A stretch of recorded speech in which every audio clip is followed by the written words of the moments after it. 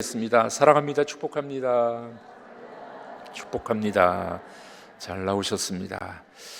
오늘 본문의 말씀을 가지고 구원자이신 만군의 하나님, 이런 제목으로 함께 말씀을 나누겠습니다. 한국 남자들이 모이면은 재밌게 하는 이야기가 있습니다. 뭔지 아십니까? 군대 이야기. 한국 여자들이 재미없게 듣는, 제일 싫어하는 이야기가 있습니다. 뭔지 아십니까? 군대 이야기입니다. 그럼에도 불구하고 남자들이 모일 때마다 군대 이야기를 하는 이유가 뭘까요? 그 이유는 아마도 인생의 그 청년기에 아주 강렬했던 인상이 남아있는 것이 군대 생활이기 때문에 그러지 않을까요? 대체로 군대 생활의 이미지를 말하라 하면은 인원파, 선착순, 불침범, 줄빠따, 옛날 이야기죠. 요즘에는 이렇게 못합니다.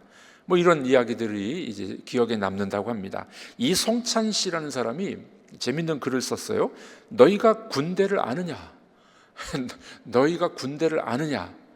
이런 유머집을 발간을 했습니다. 여기 보면은 이 군대에서 이런 훈련이 생긴 이유를 이렇게 설명합니다.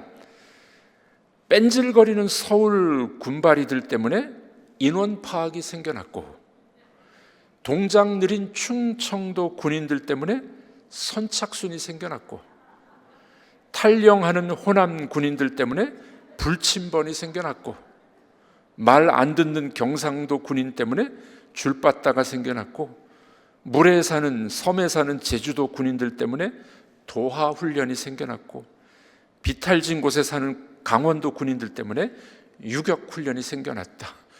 유머집이니까 재밌게 그렇게 표현을 했습니다. 군대 이야기 하면은 할 이야기들이 많은 분들이 있죠. 그런데 성경에도 군대 이야기가 나옵니다. 하나님을 어떤 분으로 묘사합니까? 우리 하나님은 만군의 여호와, 군인, 만군의 여호와, 군대 장관, 군대 여호와로 이렇게 표현합니다. 이 만군의 여호와를 히브리어 말로 말하면 야훼 체바오트 이런 말을 써요. 여기서 이 하나님은 만군, 이 만군은 천사들의 군대를 말해요. 천사들의 군대를 거느리신 여호와, 야훼 하나님, 그렇게 이야기를 합니다. 영어로는 이렇게 표현해요. The Lord of Hosts. 이 호스트는 주인이라는 뜻도 있죠. 그런데 이 호스트라는 뜻은 군대라는 뜻도 있어요. 그러니까 하나님은 어떤 분이냐? 주인이십니다. 군대의 주인이십니다. 이렇게 영어로는 번역을 합니다. 성경에는 무려 282번이나 하나님을 만군의 여호와, 군대의 하나님, 이렇게 표현을 합니다. 왜 그럴까요? 왜냐하면 이 하나님을 대항하는, 저항하는 암흑의 세력, 사탄이 사탄의 세력이 있기 때문에, 마귀의 세력들이 있기 때문에 하나님은 만군의 여호와, 영적으로 군대인 하나님을 이렇게 표현하게 됩니다. 자, 우리 하나님께서 그의 백성들을 훈련시키기 위해서 바벨론을 사용하셨잖아요. 예레미야 이제 마지막 부분에 왔는데 남유다가 바벨론의 포로로 잡혀갑니다. 유다뿐만 아니라 그 주변에 있었던 여러 나라들도 다 망하게 되고 바벨론의 포로가 되는 그런 이 상황들을 우리가 살펴봤습니다. 이 바벨론은 아주 막강한 나라였거든요, 그때 당시에. 그래서 이 예레미야는 이제 바벨론을 어떻게 묘사하느냐면은 요새다, 성벽이다, 50장에 나오죠. 바벨론의 용사 51장에 나옵니다.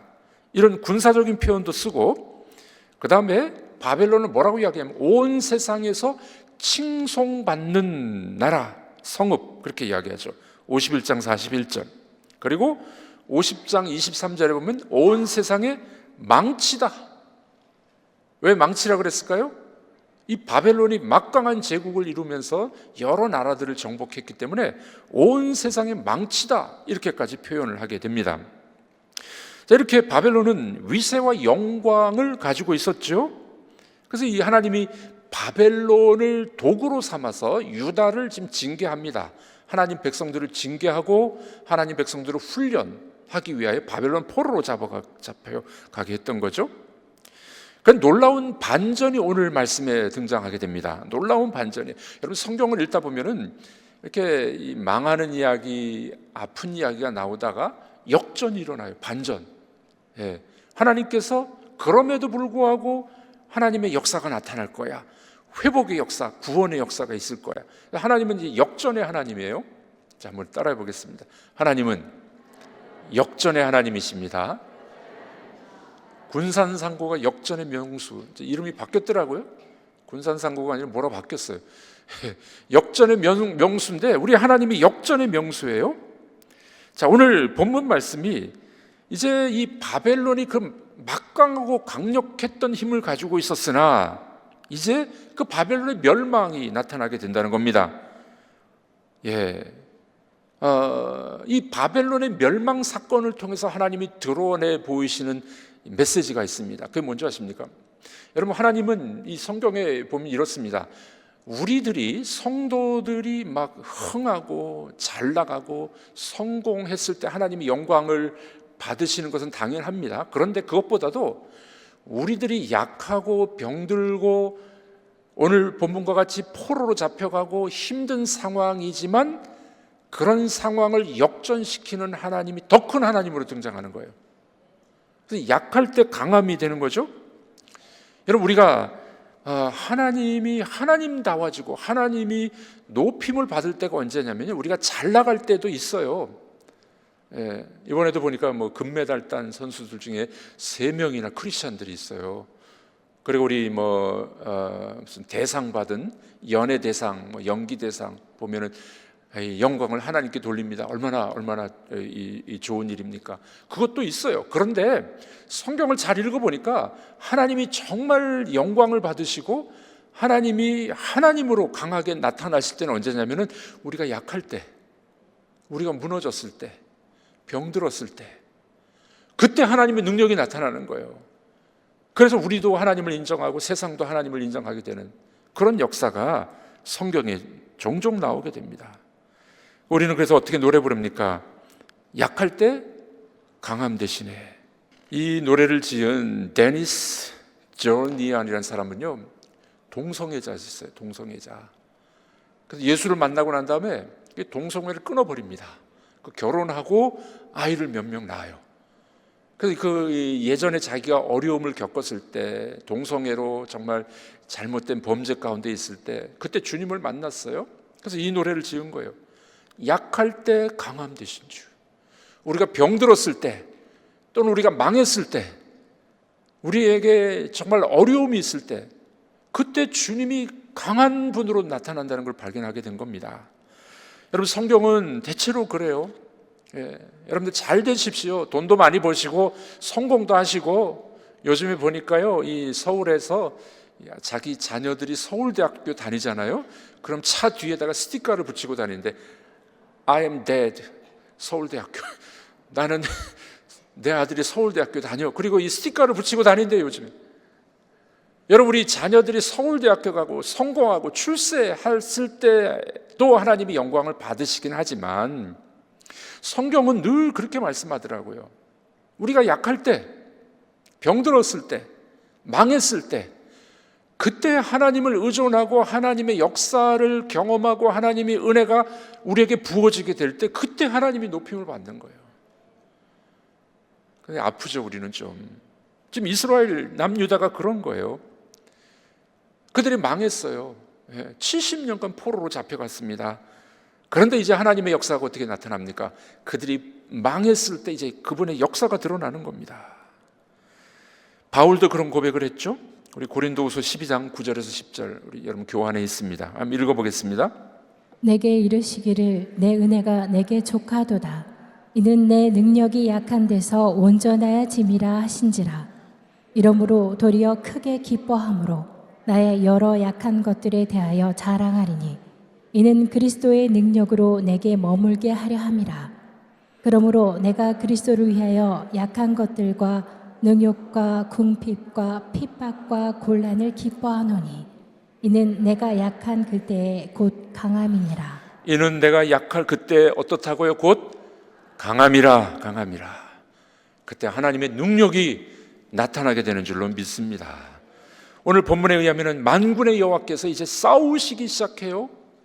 만군의 여호와께서 싸우기 시작하시면, 일하기 시작하면 어떤 일이 벌어질까요? 만군의 여호와가 싸우시고 일하시기 시작할 때 그 백성들에게는 무슨 일이 일어나겠습니까? 오늘 본문 34절이 요절입니다. 34절 다 같이 읽어보겠습니다. 그들의 구원자는 강하니 그의 이름은 만군의 여호와라. 반드시 그들 때문에 싸우시리니 그 땅에 평안함을 주고 바벨론 주민은 불안하게 하리라. 그들의 구원자는 강하니 만군의 여호와라. 그들 때문에 싸우시리라. 그래서 그 땅에 평안함을 주고, 구원받은 하나님 백성들에게는 평안함이 하며, 바벨론 주민은 어떻게 된다고요? 불안하게 되리라. 이게 오늘 설교의 주제예요. 하나님이 싸우시고 하나님이 일하기 시작하면은 하나님의 백성들에게는 평안이요, 하나님이 일하기 시작하면은 원수들은 어떻게 된다고요? 불안하게 돼. 망하는 거예요. 망하는 게. 자, 먼저 첫 번째로 보겠습니다. 만군의 여호와가 싸우시면 그의 백성은 평안함을 얻게 됩니다. 하나님이 일하시기 시작하면은 구원이 일어나게 됩니다. 예레미야 이 말미에 와가지고 이스라엘의 회복과 구원을 이렇게 노래하고 있습니다. 50장 4절 5절 우리 읽어보겠습니다. 여호와의 말씀이니라.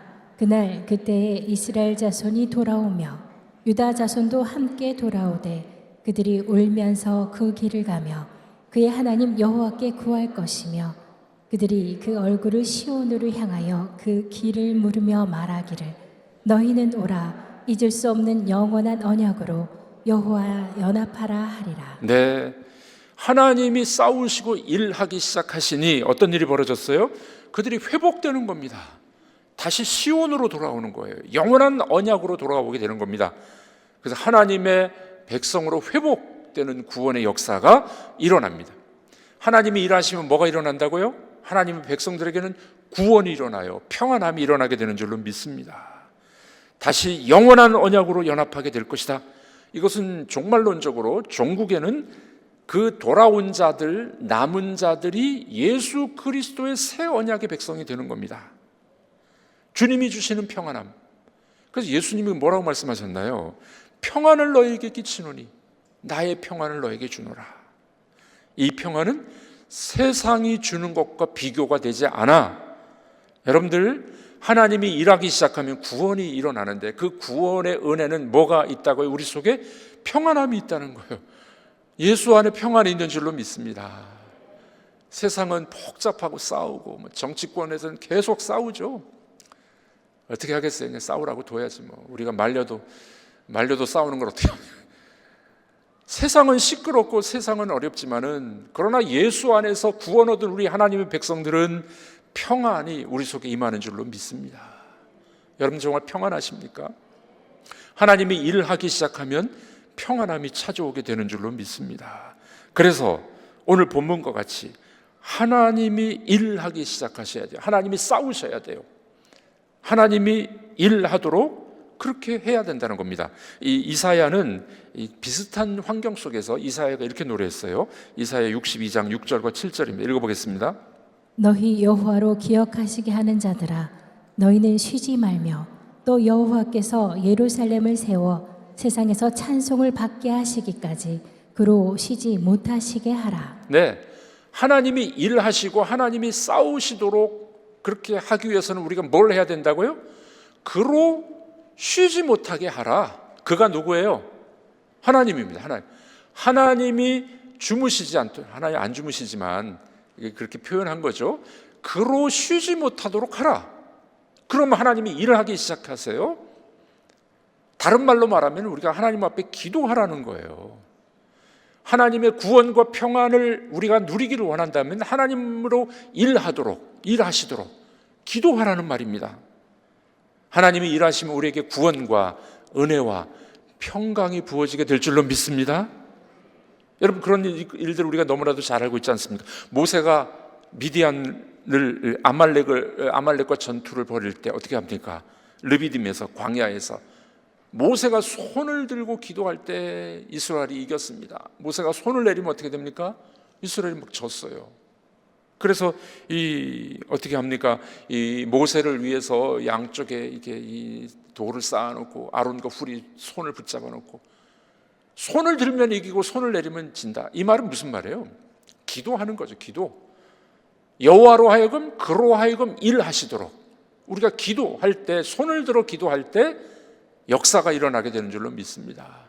이스라엘 이 전통에 의하면요, 찬양하거나 기도할 때는 이렇게 손을 들고 했어요. 왜 그런지 아십니까? 우리 손 드는 거 좀 힘들어 하시는 성도님들이 있더라고요. 제가 이렇게 보면, 제가 안 보는 거 다 보이거든요. 찬양할 때 이렇게 손 들고 찬양하는 분들 참 많이 계시네. 어떤 분들은 안 들어요. 제가 가만히 보니까 너무 얌전해가지고 이렇게 부끄러워서 뭐 그러는 것 같아요. 근데 이 유대인들은 기도하거나 찬송할 때 이렇게 손을 들고 합니다. 왜 그런지 아십니까? 내 손을 주께 높이 듭니다. 이게 컵 모양 같대요. 그릇 모양 같대요. 하나님, 이 그릇에 가득 채워 주시옵소서. 여러분, 손 들고 할 만한 이유가 되죠? 예. 하나님 앞에 손 들고 모세가 기도했을 때 이스라엘이 이기는 사건이 있지 않았었습니까? 기도는 하나님이 일하시도록 하는 겁니다. 오늘 본문에 뭐라고요? 하나님이 싸우시면 그의 백성들에게는 평안이요, 하나님이 일하실 때 우리에게 구원과 평안이 임하게 될 줄로 믿습니다. 성경은 그렇게 말씀하잖아요. 항상 기도하라, 쉬지 말고 기도하라. 우리가 기도할 때 무엇이든지 믿고 구하는 것은 다 받으리라. 의인의 간구는 뭐라고요? 역사하는 힘이 크다. 여러분들은 의인이십니까? 의인의 기도는 뭐가 있다고요? 역사하는 힘이 강해요. 그러므로 우리는 손을 들어 하나님이 일하시도록 기도해야 되는 겁니다. 기도할 때 하나님이 일하기 시작하기 때문에 그러합니다. 저는 요즘에 기도하면서 내년에 이제 우리 이 주일학교를 위한 교육관, 또 우리 교회 주차장이 참 너무 협소하잖아요. 우리 교회 주차장 한 250대가 들어오는데도 불구하고 이 차댈 데가 없어서 그냥 돌아가는 분들이 있더라고요. 기도 제목입니다, 요즘에. 근데 마음에 확신이 있어요. 하나님이 다 주실 것 같아. 예.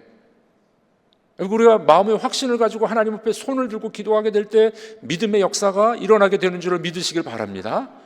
예. 이 본당도 이렇게 했잖아요. 우리가 믿음으로 했잖아요. 하나님의 역사로 우리가 했잖아요. 뭐 교육관 뭐 그 정도. 우리가 역사, 하나님 앞에 기도하게 될 때 역사가 일어나게 될 줄로 믿습니다. 기도할 때 하나님이 일을 하기 시작합니다. 지금부터 한 40년 전에 이런 사건이 있었습니다. 미국의 한 도시의 시립병원 정문 앞에 생후 6개월 된 아이가 버려지고 갔습니다. 이름은 레슬리라는 아이인데 날 때부터 소경이었어요. 맹인이었습니다. 보질 못했어요. 뇌성마비에 정신박야가. 그러니까 엄마가 버리고 간 거예요, 아이를. 이 병원 당국이 큰일 났습니다. 이 애를 어떻게 처리할까 싶은데 마침 그 병원에서 간호사로 일하다가 정년 은퇴하는 그런 간호사가 있었습니다. 그 여인에게 이제 부탁을 하는 거예요. 혹시 내가 보니까 예수 잘 믿는 사람 같은데 이 아이를 좀 키울 수 있겠냐고. 그랬더니 이 간호사가 아직 은퇴하면서 그러겠다고. 그 아이를 맹인에다가 정신지체 아이인데, 정신박야가 아이인데 이제 데려다가 키우게 됩니다. 근데 아이가 너무나도 비참했어요. 이 아이가 너무 이 신체 기능이 약해가지고 우유를 주어도 이렇게 빨지를 못할 정도로, 그 자율적으로 넣으면 그냥 빨잖아요. 근데 그 빨지 못했어요.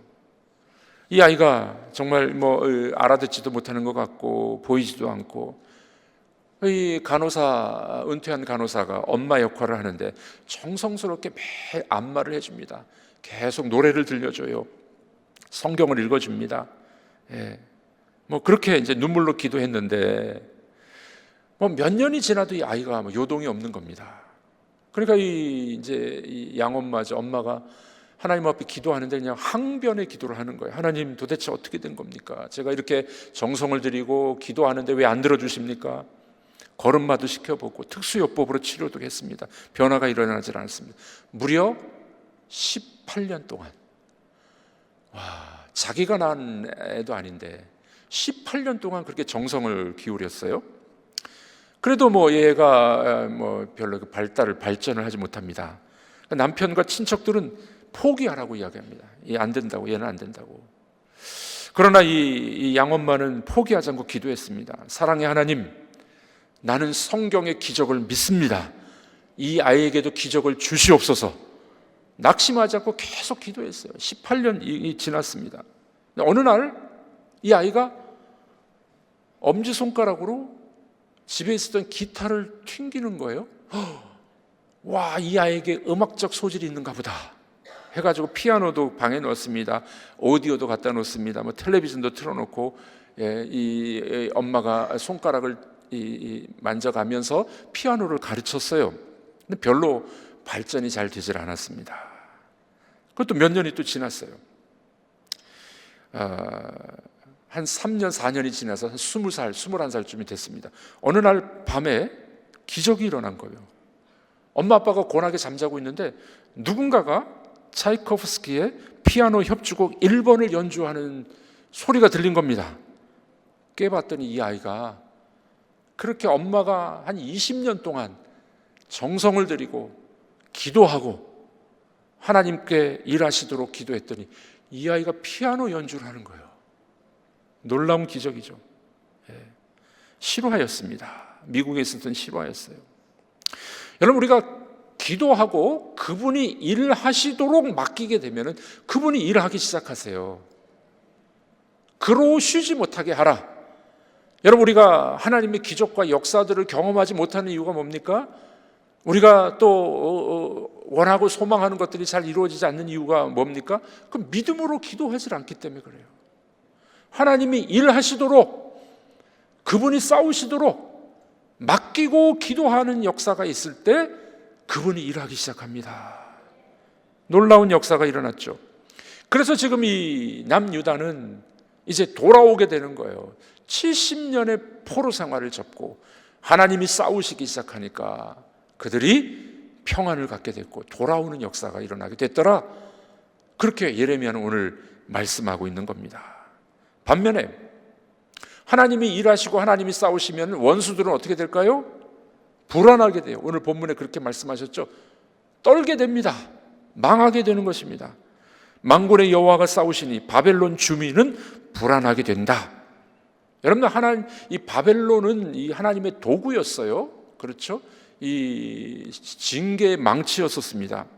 그런데 이제는 오히려 바벨론이 심판을 받게 돼요. 바벨론 심판의 이유가 뭔지 아십니까? 예레미야는 이렇게 이야기합니다. 그들이 교만했다. 50장에 나옵니다.